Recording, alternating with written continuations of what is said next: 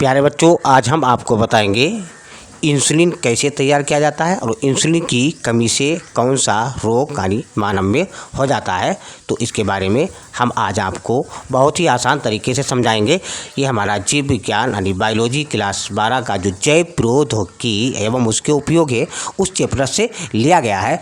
तो इंसुलिन यानी हमारी जो बॉडी होता है, हमारा जो रक्त होता है, तो वहाँ यानी ब्लड में जब शर्करा यानी अधिक हो जाती है तो उसको कंट्रोल करता है कि इंसुलिन। तो इंसुलिन हमारे बॉडी में जो पेंक्रियाज होता है जिसको हम अग्नाशय बोलते हैं, तो उसमें एक लैंगरहैंस वैज्ञानिक थे।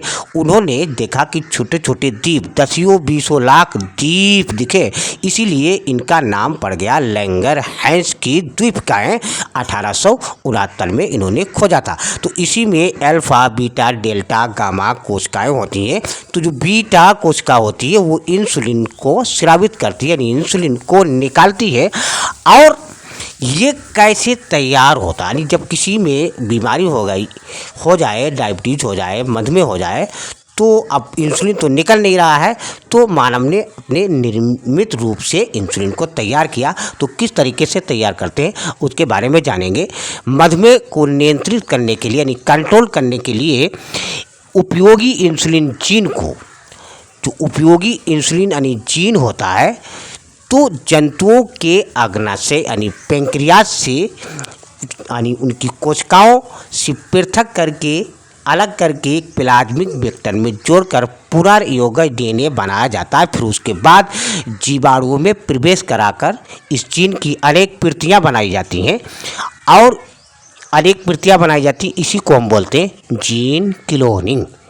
जीन की इन प्रतियों की सहायता से ही इंसुलिन का औद्योगिक निर्माण किया जाता है। लेकिन क्या है कि पहले इंसुलिन को यानी इस रोग से बचने के लिए भेड़ है, सुअर है, इनके यानी पेंक्रियाज से जो है जानवरों के यानी पेंक्रियाज से उनकी कोशिकाओं से इंसुलिन से रोगियों को यानी जो उससे इंसुलिन तैयार किया गया था तो उससे रोगियों को एलर्जी होने लगी, क्योंकि बाहरी प्रोटीन के प्रति इस तरह की प्रक्रियाएं होने लगती हैं। तो इंसुलिन क्या होता है, दो छोटी यानी पॉलीपेप्टाइड श्रृंखला का बना होता है जिनका नाम है ए और बी, जो आपस में डाइसल्फाइड बंध के द्वारा जुड़ती हैं। लेकिन मानव सहित स्तनधारियों में इंसुलिन प्राक हार्मोन संश्लेषित होता है। प्राक हार्मोन मतलब ऐसा हार्मोन जो थोड़ा निष्क्रिय टाइप का होता है, यानी सक्रिय कम होता है, तो शरीर उसको सक्रिय बनाता है, तो उसको बोलते हैं प्राक हार्मोन।